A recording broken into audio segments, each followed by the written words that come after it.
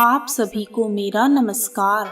आषाढ़ मास की शुक्ल पक्ष की एकादशी को शास्त्रों में देवशयनी एकादशी कहा गया है, क्योंकि इस दिन भगवान विष्णु 4 मास के लिए पाताल लोक में राजा बलि के पास चले जाते हैं।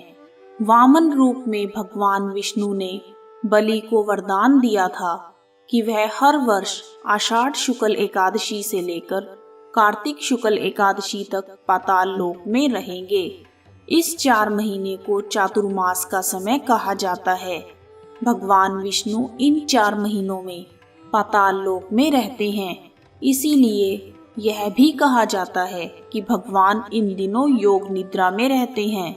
एक अन्य कथा के अनुसार भगवान विष्णु ने हजारों वर्ष तक शंखचूर नामक राक्षस से युद्ध किया और अंत में शंखचूर मारा गया। युद्ध करते हुए भगवान बहुत थक गए। देवताओं ने भगवान विष्णु की पूजा की और उनसे विश्राम करने के लिए कहा। तब भगवान विष्णु शेषनाग की शैया पर 4 महीने के लिए योग निद्रा में सो गए। इस घटना के बाद से हर वर्ष भगवान विष्णु का शयनोत्सव आषाढ़ शुक्ल एकादशी के दिन मनाया जाता है। देवशयनी एकादशी के दिन भगवान विष्णु की विधि विधान से पूजा अर्चना करनी चाहिए। पूरे साल की 24 एकादशी में आषाढ़ शुक्ल और कार्तिक शुक्ल पक्ष की एकादशी का व्रत सबसे उत्तम और मोक्षदायी होता है। संध्या काल के समय देवशयनी एकादशी के दिन इस मंत्र को पढ़ना चाहिए। सुप्ते त्वयि जगन्नाथ जगत सुप्तम भवेदिदम विबुद्धे च बुद्धेत प्रसन्नो में भवाव्य। भगवान विष्णु के सो जाने पर कोई भी शुभ कर्म जैसे विवाह, मुंडन, मकान आदि की नींव डालना नहीं करना चाहिए। ऐसी मान्यता है कि भगवान के सो जाने पर इन कर्मों को करने पर ग्रह और देवी देवताओं का आशीर्वाद नहीं मिल पाता, इसलिए सभी शुभ कार्य फलित नहीं होते हैं। आइए अब सुनते हैं देवशयनी एकादशी की व्रत कथा।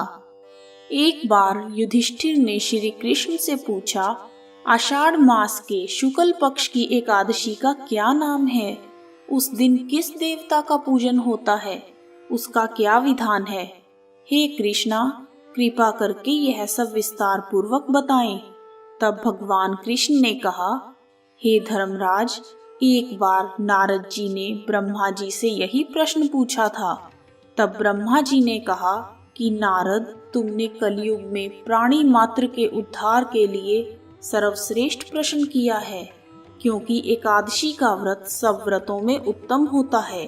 आषाढ़ मास की शुक्ल पक्ष की एकादशी का व्रत करने से जन्म जन्मांतर के सभी पापों से छुटकारा मिलता है।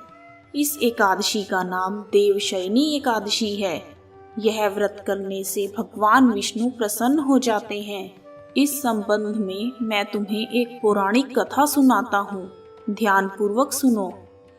मांधाता नाम का एक सूर्यवंशी राजा था। वह सत्यवादी, महातपस्वी और चक्रवर्ती था। वह अपनी प्रजा का पालन अपनी संतान की तरह करता था। उसकी सारी प्रजा धन धान्य से परिपूर्ण थी और सुख पूर्वक अपना जीवन यापन कर रही थी। ना जाने राजा से क्या भूल हुई कि एक बार उसके राज्य में अकाल पड़ गया और प्रजा अन्न की कमी के कारण अत्यंत दुखी रहने लगी। राज्य में हवन यज्ञ आदि होने बंद हो गए। अकाल से पीड़ित प्रजा एक दिन दुखी होकर राजा के पास जाकर प्रार्थना करने लगी, हे राजन, समस्त सृष्टि का मुख्य आधार वर्षा है। वर्षा के अभाव से राज्य में अकाल पड़ गया है और अकाल से प्रजा मर रही है। आप कोई ऐसा यत्न कीजिए जिससे हम लोगों के कष्ट दूर हो सकें। यदि जल्द ही अकाल से मुक्ति ना मिली तो विवश होकर प्रजा को किसी दूसरे राज्य में शरण लेनी पड़ेगी। प्रजाजनों की बात सुनकर राजा ने कहा, आप लोग सत्य कह रहे हैं। वर्षा ना होने से आप लोग बहुत दुखी हैं। राजा के पापों के कारण ही प्रजा को कष्ट भोगना पड़ता है। मैं बहुत सोच विचार कर रहा हूँ, फिर भी मुझे अपना कोई दोष दिखाई ही नहीं दे रहा। आप लोगों के कष्ट को दूर करने के लिए मैं बहुत उपाय कर रहा हूँ। परंतु आप चिंतित ना हो, मैं इसका कोई ना कोई हल अवश्य ही करूंगा। राजा के वचनों को सुनकर प्रजाजन वहां से चले गए। राजा मांधाता भगवान की पूजा कर कुछ विशेष व्यक्तियों को साथ लेकर वन में चला गया।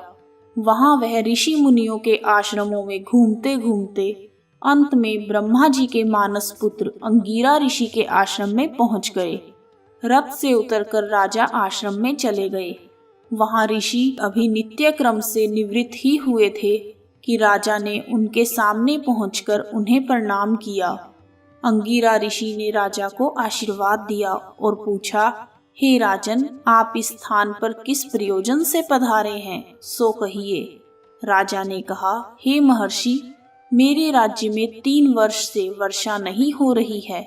इस कारण वहां अकाल पड़ गया है और प्रजा कष्ट भोग रही है। राजा के पापों के प्रभाव से ही प्रजा को कष्ट मिलता है, ऐसा शास्त्रों में लिखा है। मैं धर्मानुसार राज्य करता हूँ, फिर भी यह अकाल कैसे पड़ गया, इसका मुझे अभी तक पता नहीं लगा। अब मैं आपके पास इसी संदेह की निवृत्ति के लिए आया हूँ। आप कृपा करके मेरी इस समस्या का निवारण करें और मेरी प्रजा के कष्ट को दूर करने के लिए कोई उपाय बताएं। सब वृतांत सुनने के बाद ऋषि ने कहा, हे राजन, इस सतयुग में धर्म के चारों चरण सम्मिलित हैं। यह युग सभी युगों में उत्तम है। इस युग में केवल ब्राह्मणों को ही तप करने तथा वेद पढ़ने का अधिकार है, किंतु आपके राज्य में एक शूद्र तप कर रहा है। इसी दोष के कारण आपके राज्य में वर्षा नहीं हो रही।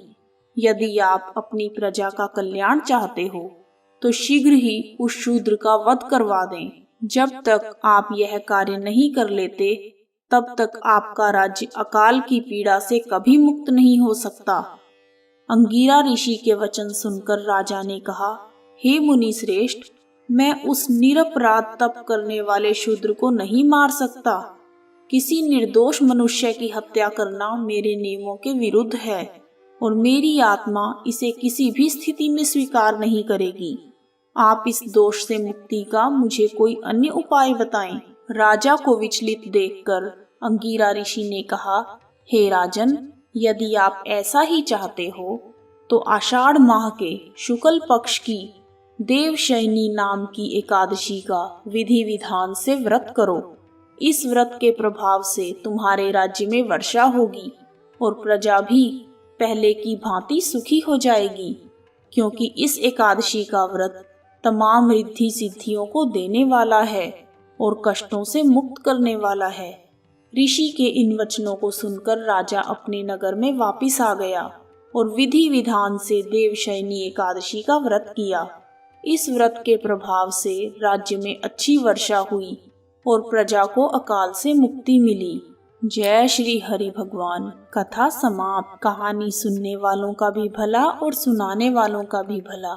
इस एकादशी को पद्मा एकादशी भी कहते हैं।